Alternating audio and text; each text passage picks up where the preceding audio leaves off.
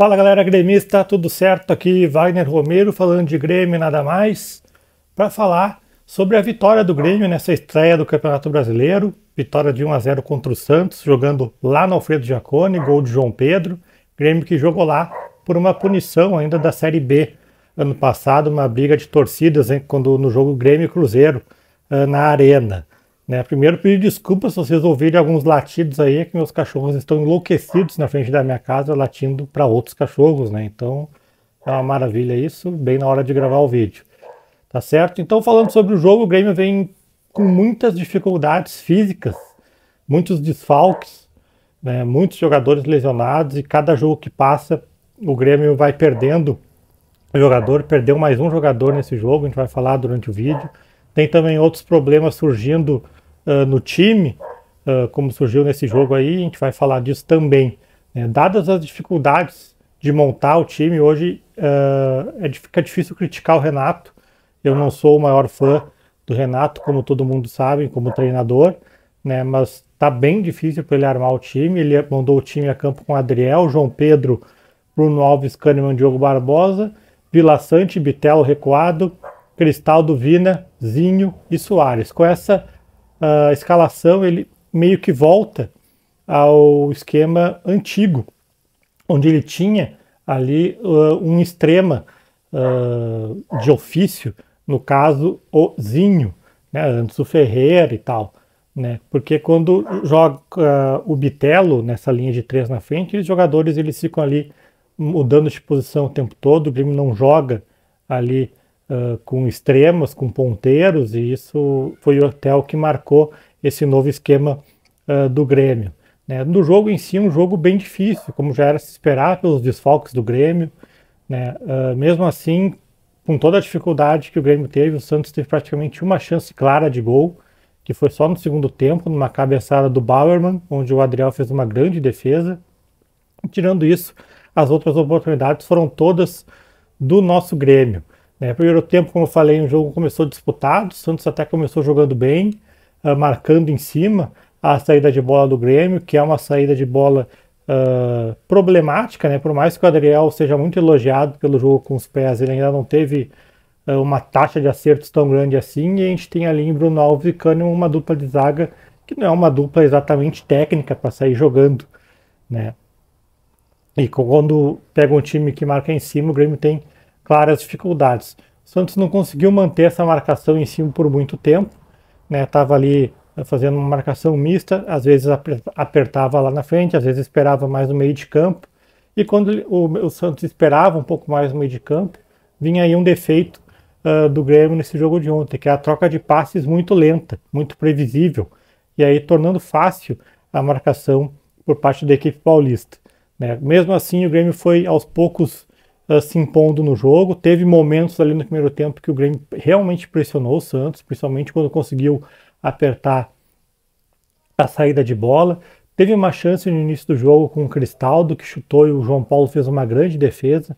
Depois o Grêmio ficou ali rodeando o ataque do Santos sem conseguir concluir, o Santos tentando alguns contra-ataques, principalmente depois da entrada do Soteldo, né, que infernizou o lado de direito de defesa do Grêmio.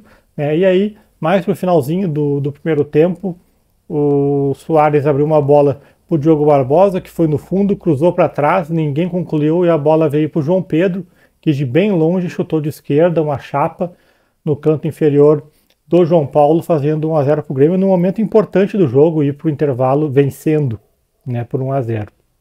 Ainda no final do primeiro tempo, o Soares teve uma meia oportunidade, recebeu um lançamento do Cristaldo, tentou encobrir o João Paulo e pegou mal na bola, a bola foi na mão do goleiro santista, e o Vila Sante também teve uma lesão, ele sofreu uma cabeçada do Kahneman, saiu, recebeu atendimento, voltou ainda meio tonto e acabou não voltando no segundo tempo, e hoje o Grêmio emitiu uma nota oficial, né, falando que o Vila Sante sofreu múltiplas fraturas no rosto, então é um jogador que provavelmente o Grêmio vai ficar sem durante um bom tempo. O jogador vai precisar passar por cirurgia, provavelmente vai colocar placa no rosto, quando voltar vai ter que voltar jogando com aquelas máscaras de proteção, ou seja, tendência grande do Vila Sante ficar um longo tempo fora dos gramados, num setor do campo, onde o Grêmio tem muitos jogadores lesionados aí.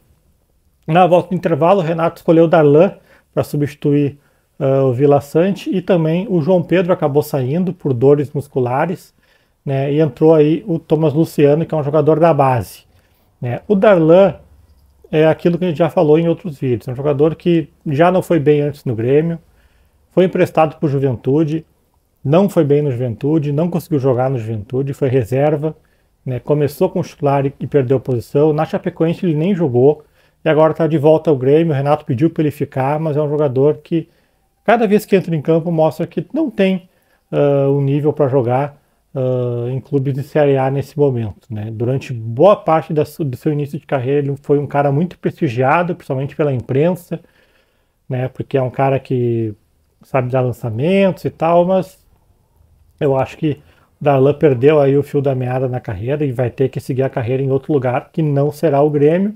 Ele que entrou como primeiro volante, sem combate, quando tinha a bola no pé, demorando muito para soltar a bola, e eu achei que o Darlan entrou bem mal nesse jogo, né? O Thomas Luciano entrou com uma tarefa ingrata, de ficar no mano a mano ali contra o Soteldo, que infernizou a vida dele, mas mesmo assim, por mais que o Soteldo tenha infernizado a vida do Thomas Luciano, não teve grande efetividade nos lances do Soteldo, né? Ele limpava, cruzava, tentava uma finalização, ele não criou nenhum lance de real perigo para o Santos. E ainda depois, no final do jogo, ele já amarelado, o Thomas Luciano roubou uma bola dele, venceu no corpo a corpo, botou na frente, foi derrubado pelo Soteldo, o Soteldo acabou sendo expulso, e esse é o típico lance para o Thomas Luciano muito importante. Ganha uma moral, ganha moral com a torcida, com os companheiros. E dado esse número elevado de lesões do Grêmio, é um jogador que provavelmente vai atuar mais vezes até o final da temporada, né? Outro jogador que entrou durante o jogo foi o Galdino, e esse aí realmente vai se comprovando cada vez que ele entra em campo que foi um erro da direção, né? O Galdino, ele entra em campo e é incrível como o primeiro lance dele no jogo define o que vai ser o jogo dele. Se ele errar o primeiro lance, ele afunda, né? E ele tem errado esse primeiro lance frequentemente. Ele errou o primeiro, a torcida já chiou, porque a torcida já tá com ranço. Ele errou o segundo, a torcida chiou. E aí o terceiro foi a gota d'água. Ele recebeu um contra-ataque a bola sozinho, ele tropeçou na bola, saiu pela lateral. A torcida vaiou fortemente. O Renato praticamente entrou em campo para pedir calma para ele, né? E a partir daí, talvez a torcida que estava lá na Alfredo Jaconi, ela percebeu que continuar vaiando ali não ia ajudar o jogador, né? E começou a aplaudir pequenas vitórias do Galdino. Quando o Galdino dominou uma bola, recebeu uma falta, a torcida apoiou, ele foi dando uma crescida no jogo, mas é claramente um jogador que psicologicamente ele não está bem, né? E mostra-se não ser um jogador de nível de Série A, um jogador para jogar no Grêmio. O André Henrique também entrou, ele que é centroavante de origem, mas também joga pelo lado, acabou entrando no lugar do Zinho. O Zinho, para mim, foi bem mal no jogo, né? Errou quase todos os lances também, afobado, né? Tentando muito jogada individual, às vezes jogadas que claramente ele não conseguiria passar pelo jogador, contra 2, 3 jogadores, ou seja, Zinho também tem que baixar a bola. Todo mundo sabe que a jogada individual, 1 contra 1 dele é muito forte, mas ele está jogando agora num nível diferente. Uma coisa é tu ser muito forte nesse 1 contra 1 na categoria de base, onde ele fazia muita diferença. No Campeonato Gaúcho, ele foi bem, mas agora é Campeonato Brasileiro, Série A, é outro nível, é outra pegada, né? Então o Zinho também tem que saber se controlar, saber analisar o seu momento em campo. Tentou uma jogada, não deu certo. Tentou a segunda, não deu certo de novo. Calma. Começa a jogar mais simples, retoma a confiança para tentar de novo. Mas fica ali dando soco na parede, e aí as coisas não funcionam muito bem, né? Sobre a avaliação dos jogadores, acho que o Adriel, quando foi necessário a sua atuação, ele foi muito bem, está ganhando confiança. Eu acho que mesmo com o Grêmio já não tinha por que procurar goleiro, né, e continuo com essa mesma opinião. O Adriel está se firmando, ganhando confiança para ele mesmo, confiança dos companheiros, confiança da torcida, né? A dupla de zaga fez um grande jogo, Bruno Alves e Kahneman fizeram um jogo quase que impecável, tirando ali alguns cruzamentos onde os jogadores do Santos conseguiram cabecear, eles ganharam o resto de todas as bolas no chão, tudo, foram muito bem, né? O João Pedro vinha fazendo também um jogo muito bom, e não só pelo gol, para mim hoje o João Pedro é titular na lateral direita, mesmo com a volta do Fábio. E o Diogo Barbosa, para mim, sim, o melhor em campo da equipe do Grêmio, o melhor jogo do Diogo Barbosa com a camisa do Grêmio. E é aquela coisa, né? Por mais que a gente tenha um ranço com o jogador, se o Diogo Barbosa repetir 70% da qualidade desse jogo que ele teve durante o restante da temporada, a torcida vai parar de pegar no pé dele, né? A questão com o Diogo Barbosa é que quando ele entra em campo, parece que ele está fazendo um favor pro Grêmio. Ah, vou entrar em campo aqui, vou jogar. E não é, ele é um funcionário do Grêmio, um jogador de futebol profissional, né? E ele foi, sim, ontem o melhor em campo para mim, o melhor jogo disparado dele com a camisa do Grêmio. O Vila Sante vinha fazendo um jogo ok, até se machucar. O Bitelo, ele oferece menos quando joga nessa posição mais equada, mas é um jogador também que incansável, que não para de correr. No geral fez um bom jogo, errou um outro lance, mas fez um bom jogo o Bitelo. Vina eu achei mal, a questão física do Vina também atrapalha bastante, ele joga talvez ali 55, 60 minutos numa intensidade boa e depois já começa a cair, foi quando o Renato tirou ele, porque daí tu cai fisicamente e ele nem ajuda também na marcação, os jogadores passam por ele tranquilamente e aí dificulta essa recomposição. O Cristaldo, para mim, teve bons lances, outros nem tanto. Não foi assim uma super partida do Cristaldo, mas também não foi mal. Foi bastante marcado também, né?